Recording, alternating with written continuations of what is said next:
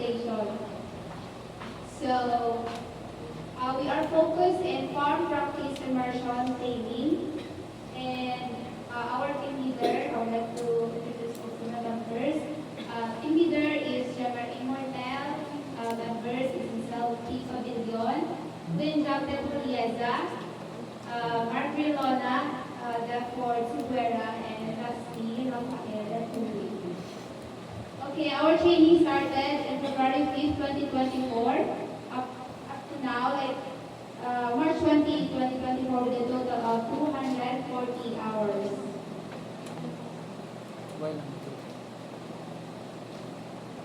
So, we'll start on our first week, which is sugarcane production. So, in 2 days, it's from February 6, 2024 to February 9, 2024. And the total number of hours is 32. And then we are under Dr. Emmanuel D. Samson, University Extension Specialist 3, with the supervision of Sir Antonio L. Sembrano, Farm Worker 2.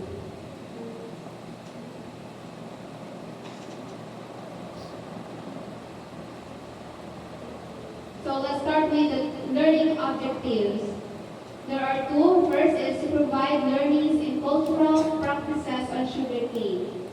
Number two, to provide hands-on experience in cultural practices on Ratoon sugarcane production.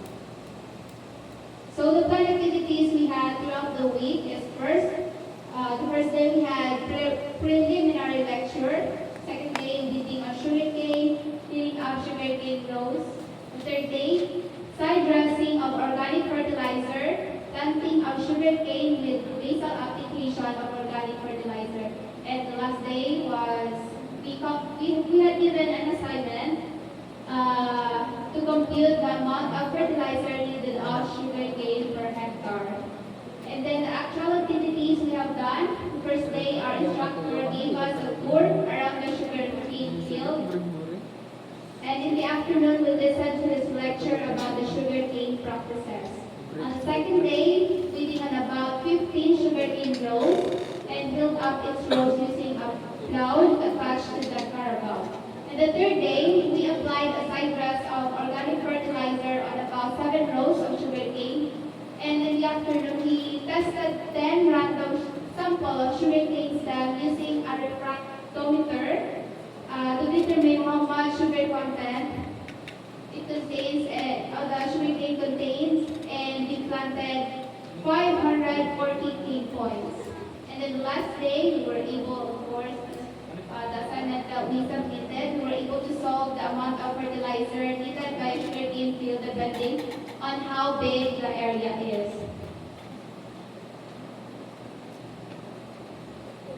So we would like to share to you also the difficulties we have encountered and the knowledge we had acquired on that week. In sugarcane production, we have encountered several challenges, primarily stemming from environmental factors. The relentless heat of the sun poses a significant obstacle, often necessitating careful scheduling of work to avoid exposure during the hottest times of the day. So, we are always taking breaks because the extreme heat of the sun. Yeah. And then this knowledge acquired, participating in a tour of sugarcane fields, followed by a lecture, providing us with a real-world understanding of agricultural concepts, improving our comprehension and retention. So this experience was complemented by hands-on activities like weeding, row healing, and applying fertilizer, which not only fostered our skill development, but also deepened our appreciation for the labor-intensive nature of farming.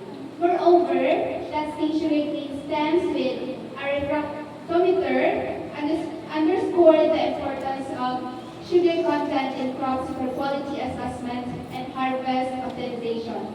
Connecting these insights, exercises solving fertilizer requirements for sugarcane fields reinforce the significance of proper nutrient management in maximizing yield and ensuring sustainability in our sugarcane. So let's proceed to the second week. Our area was at the greenhouse utilization at the greenhouse, and it is about utilization and management. So inclusive days from February 12, 2024 to February 16, 2024. A total number of hours is 40, and we were the training staff was Ms. Elva Siginaba, Station Manager and University Researcher 2, but under the supervision of Sir Jivan and Tulog, Agricultural Extension 2.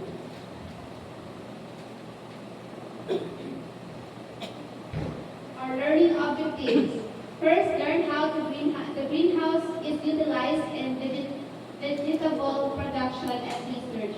The second one, properly perform activities of vegetable production in greenhouse setting.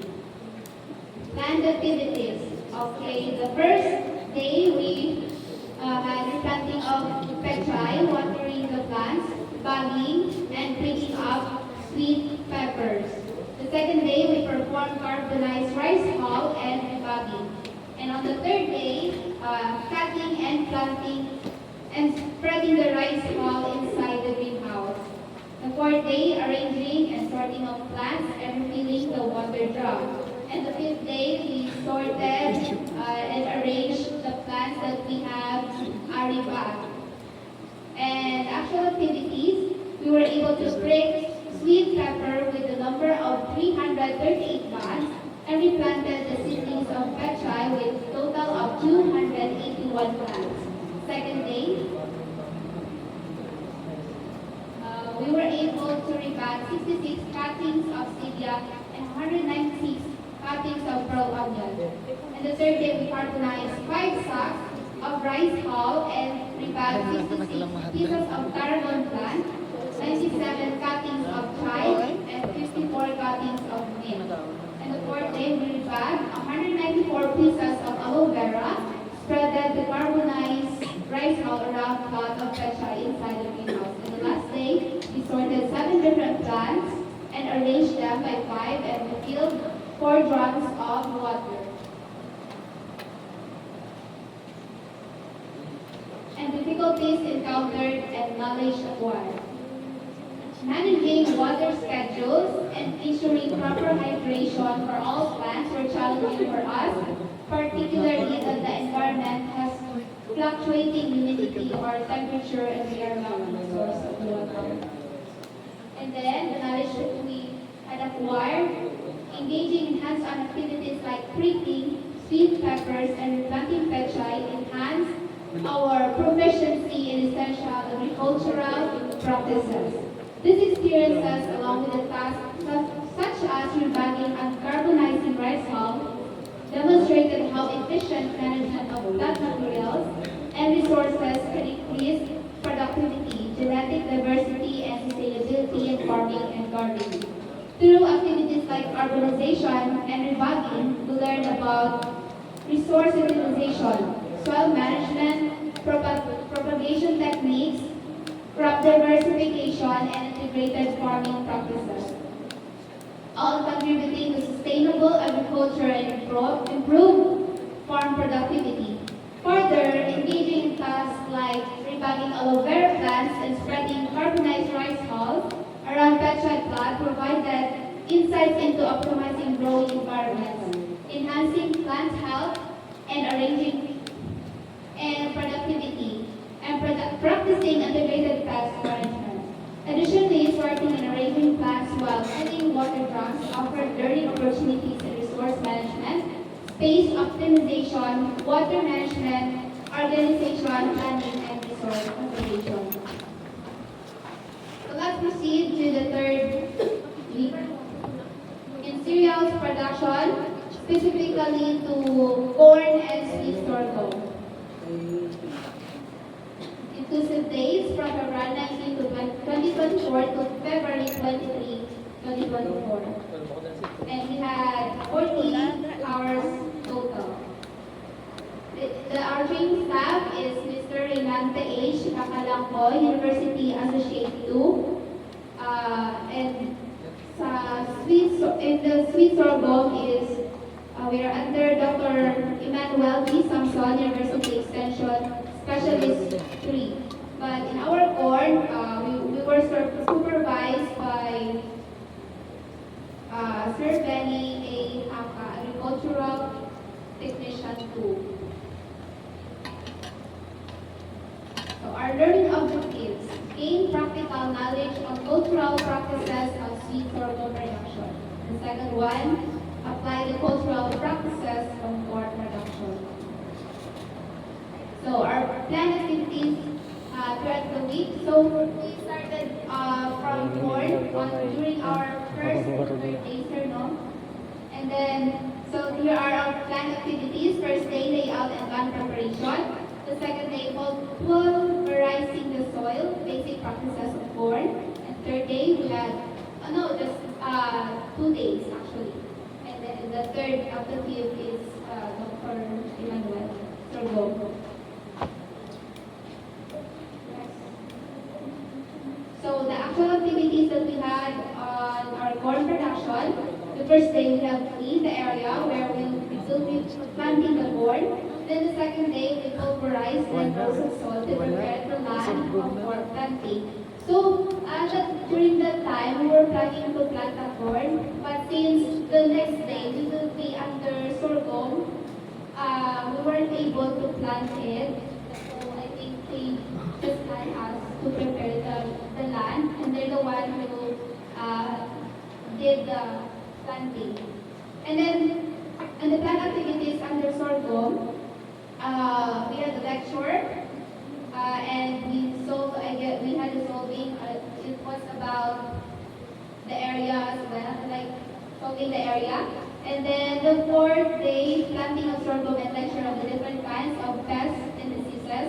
And then the fifth day, we were excused by our school to do some errands, and we were given a homework about latest trends of sugarcane and corn production. Latest trends of technologies. We take over the slide. So our instructor gave us a tour around the sorghum area in the afternoon, let us solve the number of seeds needed in the area and for the representation.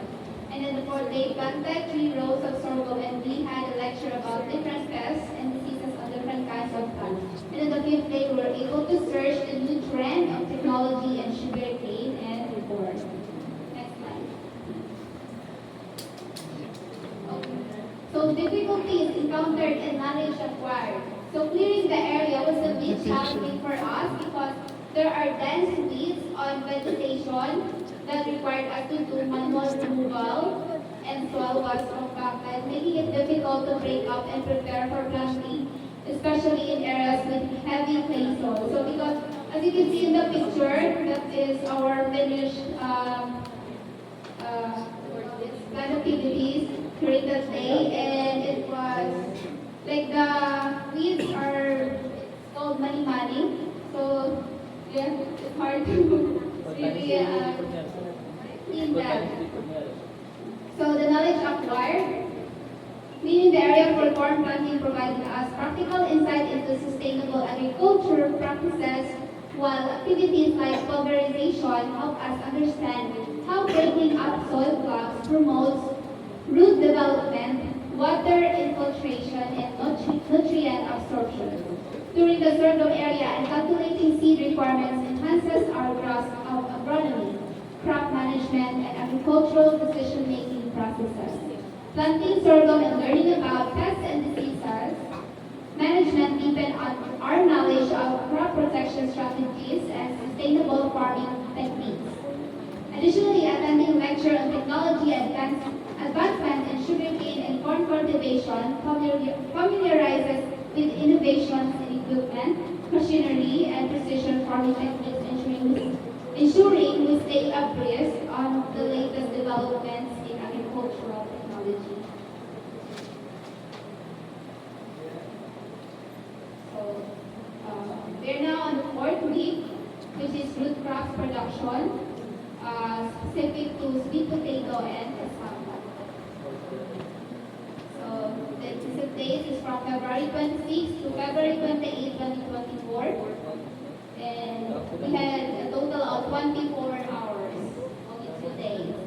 Under same Dr. Emmanuel G. Samson University Extension Specialist Group.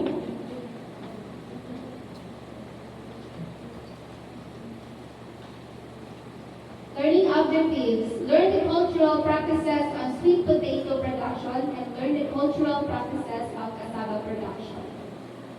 Our planned activities. Food processing of cassava, cutting and planting of different varieties of sweet potato, and the last day we had lecture about root crops, specifically sweet potato, cassava, and yam. And our actual activities, out of 5 kilos of cassava, we were able to cook 68 pieces of adobe. And the second day, we were able to plant 48 pots out of the cuttings in different varieties of sweet potato. And the third day, our instructor let us process sweet potato and cassava into benignant or term lugaw.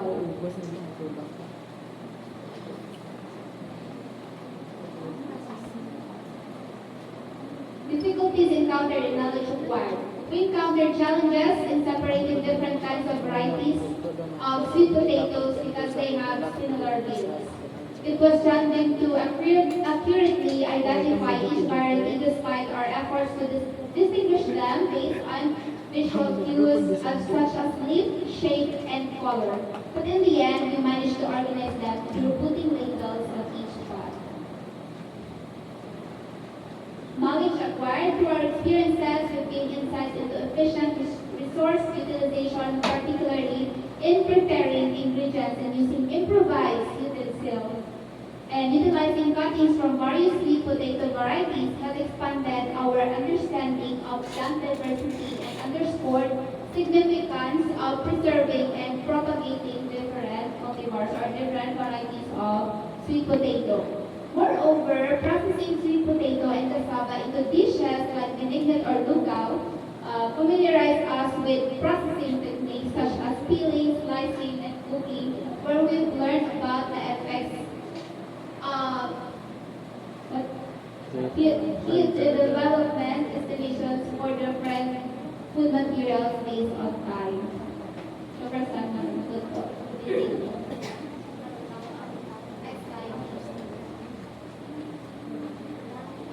So the fifth area is agricultural extension and communication. Inclusive dates from February 29 to March 4, 2024.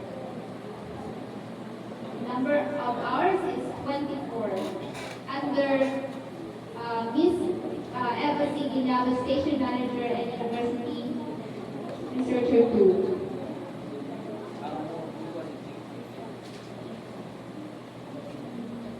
Learning objectives. Familiarize with the extension activities and practices of LGRTS. And the second is learn the basic extension activities and develop knowledge and skills toward community development. Our planned activities are first decoration, second day 52nd anniversary decoration and celebration. The first day was decoration for the mass, and the second day is for their anniversary. And then the third day, we sorted and organized important documents in the office of our station manager, Ms. Abasi Ginyabo. And then our actual activities done. First day, we decorated lecture hall in preparation for the LVRTS mass. Second day, we decorated the lecture hall for the LVRTS 52nd anniversary and celebrated with them. And the third is we sorted and organized important papers in the station manager office.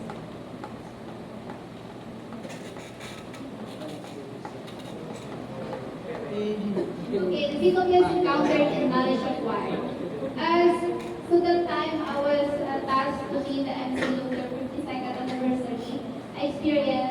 course, nervousness, or stage fright speaking in front of a large audience, and just a little pressure in getting the work done on time, specifically especially on the decoration process, but we overcame it with creativity and teamwork. Knowledge acquired. Engaging in the decoration activity provided a platform for exploring LGRTS practices, fostering a sense of community and support among participants. Additionally, sorting and organizing important papers in the station manager's office enhanced our understanding of effective paper management, organizational efficiency, communication, confidentiality, adaptability, and professionalism, connecting practical experiences with valuable skills and knowledge. Our second to the last area is livestock and forage production and management. So the date is from March 5 up to March 12, 2024. And we have the total number of hours, 40, under Ms. Eva C. Viñabo, Station Manager and University Researcher 2, but under the supervision of Sir Tiban Tulo.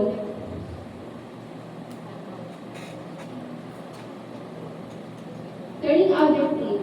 First is learn how to produce Napier for Carabao feeding. Second, be familiar with activities relevant to forage production. Our planned activities. First is planting of Napier with basal application and refining of Madre de Agua. Second day, orientation at Philippine Carabao Center and experience feeding milk for the baby Carabao.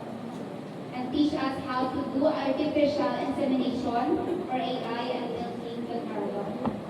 And the actual activities, our instructor teach us how to operate the tractor for land preparation of the Napier plantation. And then the second day, we were able to cut one sack of Napier for planting materials and one plastic bag for silage making. And the third day, for baby Carabao, we fed 4 baby Carabaos and observed on how to milk the Carabao. The fourth day, we had experience to check surveys of the Carabao for the AI insemination or the artificial insemination and 13 Carabao, we extracted milk from them.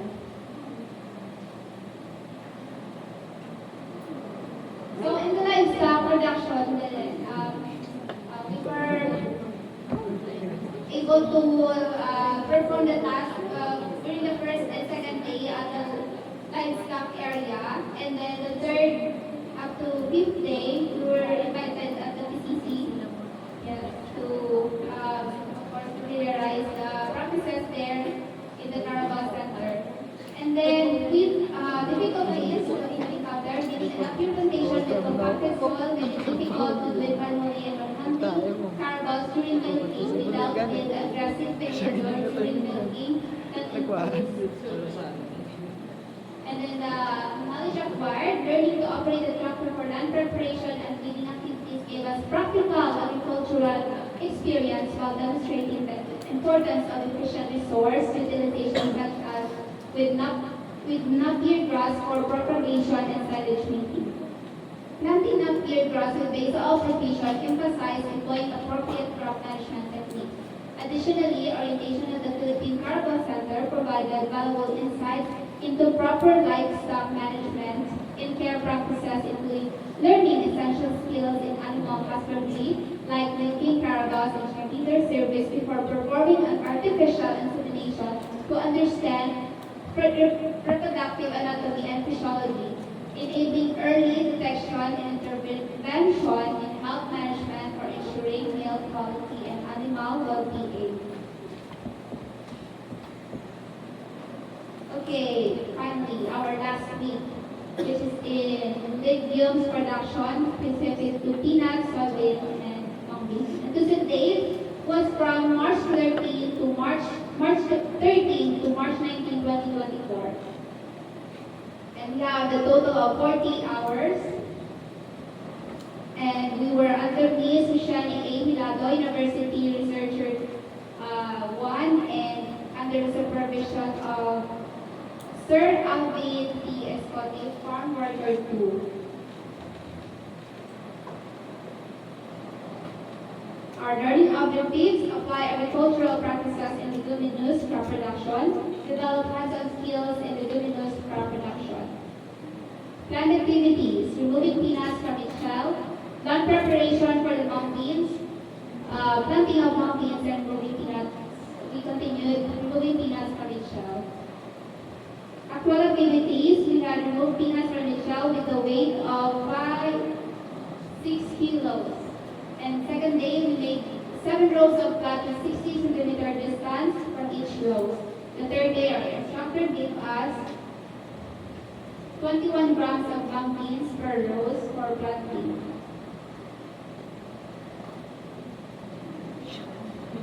Difficulties encountered in Alison Ward. In legume production, we face a lack of access to a reliable water source for watering the mung beans. Difficulty in peanuts and shelling, which led to cause blisters, calluses, and muscle strain from repetitive motion. Because the total kilos of peanuts that we unshelled was around 7. The first year, like almost half sack of rice. Half sack. And then lastly, dealing with very hot weather. Intense heat reduces our work efficiency and productivity because we need more frequent breaks to rest and recuperate. And then the knowledge acquired, engaging in the process of removing peanuts from their shells provided practical insight into the physical characteristics of peanuts, including size, shape, and texture. And calculating the appropriate seed rate based on factors like the plot area and row spacing ensured efficient seed utilization and minimize wastage while achieving desired crop stand and yield potential. Additionally, shelling peanuts taught us about post-harvest hunting practices while learning principles of integrated pest management involved incorporating practices like watering schedules and management, providing a comprehensive understanding of sustainable farming techniques. So that's all. And I would like to say thank you to all our instructors who imparted their knowledge and expertise to us. And we will always bring this along our journey in the future. And yes, thank you from the bottom of our hearts for everything.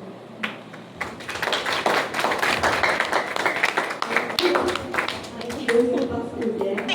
Everyone can ask. So any questions from the panel?